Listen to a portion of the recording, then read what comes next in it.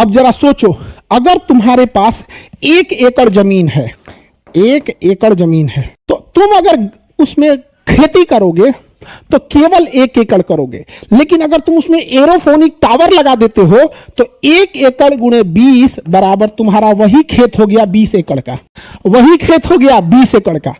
2 साल में तुम्हारा पूंजी निकल जाएगा, 2 साल में तुम्हारा पूंजी निकल जाएगा।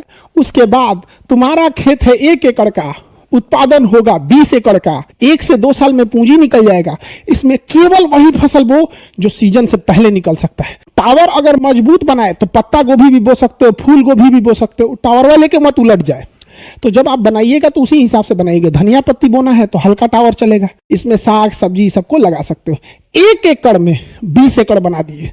अब बताओ तुम्हें फायदा है कि नहीं? तुम्हारे अगर 20 एकड़ जमीन खरीदने जाओगे, 20 एकड़ जमीन खरीदने जाओगे, मान के चलो तुम्हारे पास 1 एकड़ जमीन है, चाहते हो 20 एकड़ हो जाए, तो एक्स्ट्रा में 19 एकड़ खरीदोगे ना जी, तो 20 एकड़ जमीन महंगा पड़ेगा या ये सेटअप महंगा पड़ेगा? ये ज्यादा सस्ता पड़ेगा 20 एकड़ जमीन की तुलना में। और भी सुनो, तुम बंजर जमीन खरीदो जहां ससुरा कोई नहीं पूछता है, बलुअठ जमीन, पथरीला जमीन जहां कोई नहीं पूछता है, जिसकी जमीन कौड़ी के भाव होती है, कोना में खरीद लो जिसका कोई मतलब नहीं है, क्योंकि न तुम्हें मिट्टी से मतलब है न तुम्हें वहां की हवा से मतलब है।